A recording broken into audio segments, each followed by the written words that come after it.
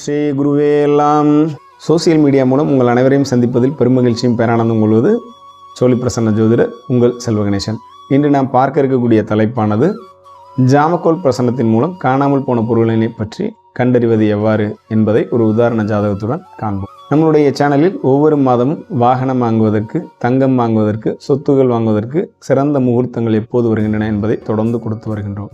மேலும் கடன் அடைப்பதற்கான மைத்ரேய முகூர்த்தங்களையும் கொடுத்து வருகின்றோம். ஆக இதுபோன்ற ஜோதிடம் மற்றும் ஆன்மீக பதிவுகள் நீங்கள் உடனுக்குடன் தெரிந்து கொள்ள வேண்டுமென்றால் நம்மளுடைய சேனலை சப்ஸ்கிரைப் செய்து கொள்ளுங்கள். அருகில் இருக்கக்கூடிய பெல் பட்டனையும் கிளிக் செய்து கொள்ளுங்கள். இது நண்பர்கள் மற்றும் உறவினர்களுக்கு கண்டிப்பாக பயனுள்ளதாக இருக்கும். ஆக அவர்களுக்கும் இதை ஷேர் செய்து கொள்ளுங்கள். பாருங்கள், பதிவுகளுக்குள் செல்லும். அதாவது காணாமல் போன பொருளை பற்றி இந்த ஜாமக்கோல் பிரசன்னத்தில் எப்படி நம்ம கண்டுபிடிச்சோம் அப்படிங்கிறத ஒரு உதாரண ஜாதகத்தின் மூலமாக உங்களுக்கு கொடுக்கலாம்.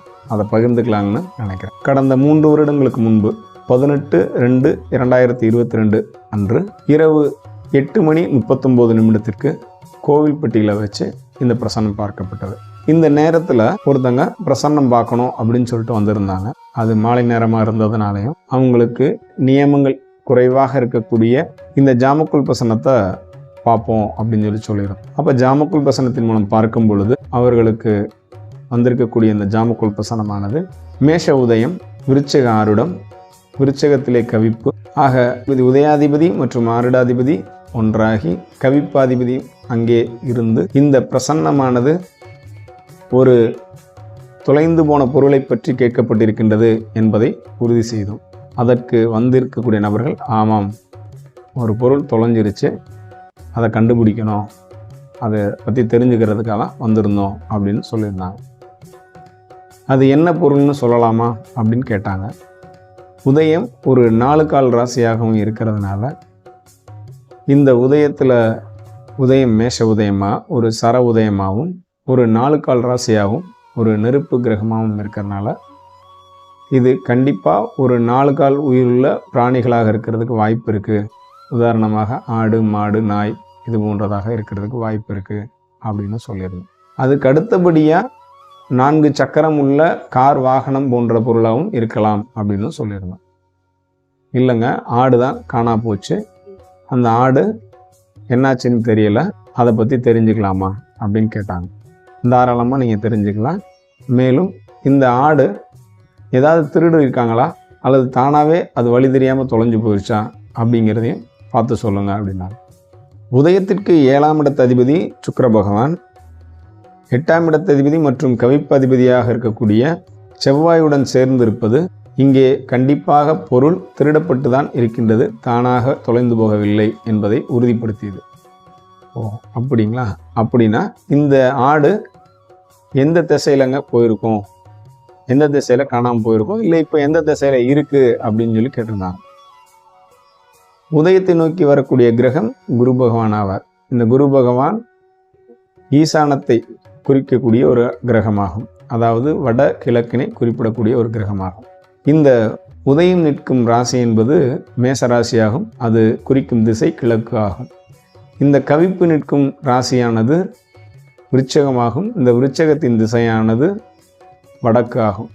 ஆக உதயத்தை நோக்கி வரக்கூடிய கிரகமும் வடகிழக்கினை சுட்டி காட்டுகின்றார். இங்கும் வடக்கும் கிழக்கும் சம்பந்தப்படுகின்றது.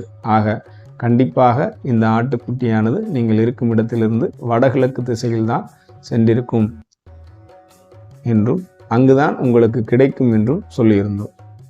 இது யார் மூலமாக கிடைக்கும், யார் இதை தேடினால் கிடைக்கும் என்று அடுத்த கேள்வி கேட்டு, உதயத்திற்கு 4ஆம் இடத்து அதிபதி பொருளினை கண்டுபிடிக்கக்கூடியவர்களாக இருப்பார்கள்.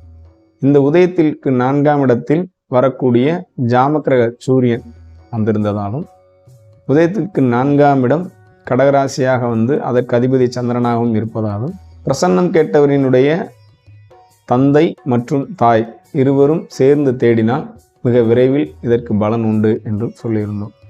அல்லது அந்த வீட்டில் உள்ள பெரியவர்கள் அல்லது முன்னோர்கள் இவர்களும் போய் தேடினால் கண்டிப்பாக கிடைக்கும் என்று சொல்லியிருந்தோம். இது எப்போது கிடைக்கும் அப்படின்னு கேட்டிருந்தாங்க. இந்த ஆட்டுக்குட்டியானது, அதாவது அன்றைய கோச்சாரத்தினுடைய சந்திரன் உத்திர நட்சத்திரத்தில் இருந்தார், ஜாமச்சந்திரன் சுவாதி நட்சத்திரத்தில் இருந்தார். ஆக இந்த 2 நட்சத்திரங்களுக்கும் இடையில் 2 நாட்கள் தான் இருந்தது. ஆக 2 நாட்களுக்கு பிறகு கண்டிப்பான முறையில் உங்களுடைய ஆடு திரும்ப கிடைக்கும் அப்படின்னு சொல்லியிருந்தோம். ஐயா, கண்டிப்பாக கிடைக்குமா இல்லை கிடைக்காதுங்களா? இதுக்காக நாங்கள் முயற்சி பண்ணலாமா என்னன்னு கேட்டிருந்தாங்க. உதயம் நின்ற பாகையும் உதயத்தை நோக்கி வரக்கூடிய குருவினுடைய பாகையும் மிக அருகாமையில் இருக்கிறது. மேலும் உதயத்தை நோக்கி வரக்கூடிய கிரகம் குருவாக இருக்கும் பட்சத்தில், மேலும் அந்த உதயத்தை நோக்கி வரக்கூடிய குருவானவர் பாக்கியாதிபதியாகவும் வருவதால் கண்டிப்பான முறையில் இந்த ஆடு கண்டிப்பாக கிடைக்கும் என்று சொல்லியிருந்தோம். அப்படியா, கிடைத்தால் மிகவும் சந்தோஷம் அப்படின்னு சொல்லிட்டு நாங்கள் நன்றியாக போயிட்டு வர்றோம் அப்படின்னு சொல்லியிருந்தாங்க. 2 நாட்கள் கழித்து அந்த நபர்கள், ஐயா நீங்கள் சொன்ன மாதிரியே இந்த ஆடு கிடச்சிருச்சு, ரொம்ப சந்தோஷங்க, ரொம்ப மகிழ்ச்சிங்க. இவ்வாறு காணாமல் போன பொருளெல்லாம் கூட கண்டுபிடிக்க முடியுமா அப்படின்னு கேட்டிருந்தாங்க. இந்த ஜாமக்கோல் பிரசன்னத்தின் மூலம் காணாமல் போன பொருள்களை பற்றி எளிமையாக கண்டறிய முடியும். இது போன்ற வெற்றிகளை எனக்கு கற்றுக் கொடுத்த இந்த ஜோதிட குருமார்களுக்கு எப்போதும் காணிக்கையாக்குகின்றேன். நன்றி, வணக்கம். வாழ்க வளமுடன், வாழ்க மகிழ்ச்சியுடன். இது போன்ற உங்களுக்கு ஏதேனும் பொருள்கள் தொலைந்திருந்தால், காணாமல் போயிருந்தால், நீங்கள் இதை ஜாமக்கோல் பிரசன்னத்தினை பயன்படுத்தி மிக எளிதாக தெரிந்து கொள்ளலாம். பிரசன்னம் பார்க்க வேண்டுமெனில் கீழ்கண்டிருக்கக்கூடிய தொலைபேசி எண்ணுக்கு அழைக்கவும். நன்றி, வாழ்க வளமுடன், வாழ்க மகிழ்ச்சியுடன்.